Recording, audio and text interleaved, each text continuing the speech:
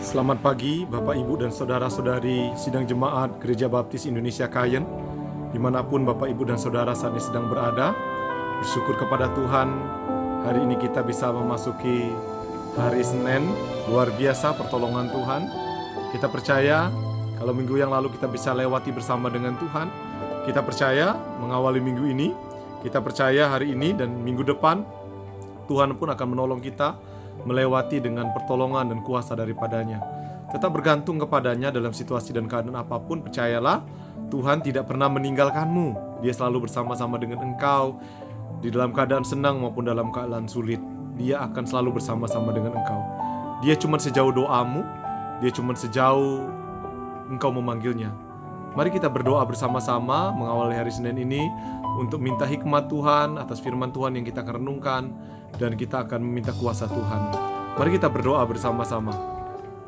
Bapa kami di dalam surga, Tuhan kami Yesus Kristus, terima kasih untuk berkat Tuhan yang Tuhan berikan kepada kami. Pagi ini kami bersyukur kalau kami bisa beristirahat satu malam, dan pagi ini kami bangun dengan kekuatan yang baru, dan pertolongan Tuhan dapat kami rasakan bersama-sama. Tuhan, terima kasih, dan sebentar kami ingin merenungkan kebenaran firman-Mu. Berbicaralah kepada kami, sampaikanlah pesan-Mu bagi kami semua, supaya kami dapat mengerti kehendak-Mu dalam kehidupan ini, sehingga kami berkenan di hadapan-Mu Bapa.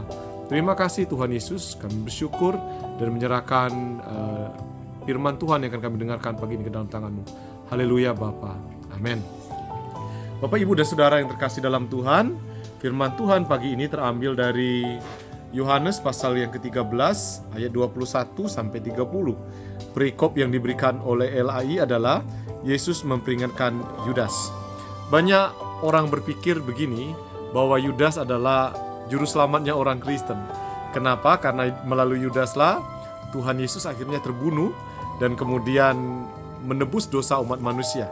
Banyak orang berpikir menyampaikan itu dalam pikiran mereka. Saudara, itu pikiran yang salah dan keliru, menyesatkan. Itu tidak benar sama sekali. 12 murid Yesus dipilih tanpa terkecuali, termasuk Yudas. Bahkan dia mendapatkan kedudukan yang pantas karena dianggap mampu daripada yang lain. Dia mendapatkan kedudukan sebagai seorang bendahara, kedudukan yang strategis pada waktu itu. Berarti dia menyimpan semua keuangan yang diberikan kepada Tuhan Yesus untuk mendukung pelayanannya. Dia tahu betul betapa banyak uang yang didapat itu. Itu sebabnya suatu kali kalau kita baca sebelumnya, ketika minyak Nawarestu dibuang begitu saja, dia tahu itu harga yang mahal. Dia mulai berpikir bahwa dia sudah banyak dengan uang yang dia miliki. Nah, sidang jemaat yang terkasih dalam Tuhan, semua murid diberikan free will, hak bebas untuk memilih. Mereka melakukan hal yang jahat, itu pilihan. Ada yang melakukan yang baik, itu juga pilihan. Ada yang mau bertobat dari meninggalkan Yesus, itu pilihan mereka juga. Ada juga yang tidak mau bertobat, itu pilihan juga. Termasuk Yudas. Kalau begitu termasuk Yudas. Yudas adalah orang yang mendapatkan hak pilih yang sama. Apakah dia mau menggunakan dirinya untuk dipakai Allah terus-menerus? Saya percaya ketika Yudas berbuat dosa dan salah, itu aib memang dan tidak dibenarkan. Tetapi lihatlah, hal yang sama juga dilakukan oleh Petrus. Dia melakukan penyangkalan terhadap Yesus, sama dosanya. Tuhan tidak mengenal dosa besar dan dosa kecil. Tetapi lihatlah, Petrus kemudian bertobat dan bahkan menjadi pemimpin pertama sebagai jemaat pada masa itu. Nah, sementara Yudas menggantungkan dirinya karena tidak tahan akan apa dosa yang dilakukannya. Nah, hari ini kita belajar bahwa Yesus mengingatkan Yudas. Jadi sejauh sebelum Yudas mengkhianati Tuhan Yesus, Tuhan Yesus sudah mengingatkan Yudas bahwa dia akan melakukan sesuatu keliruan yang sangat fatal. Itu artinya Tuhan sudah mengingatkan dan memberikan hak bebas kepada Yudas untuk melakukan hal yang baik atau yang jahat. Itu pilihan. Nah, Bapak, Ibu, dan Saudara, apa yang menjadi berkat dan perenungan bagi kita pagi ini? Tuhan selalu memberikan hak bebas kepada kita. Kita mau melakukan hal yang jahat, itu ada dalam pilihan kita. Sepanjang hari ini saudara melakukan hal yang tidak benar, itu ada dalam pilihan saudara. Tetapi kalau saudara ingin melakukan hal yang baik, yang berkenan di hadapan Allah, menyenangkan Tuhan, itu pun ada dalam pilihan saudara.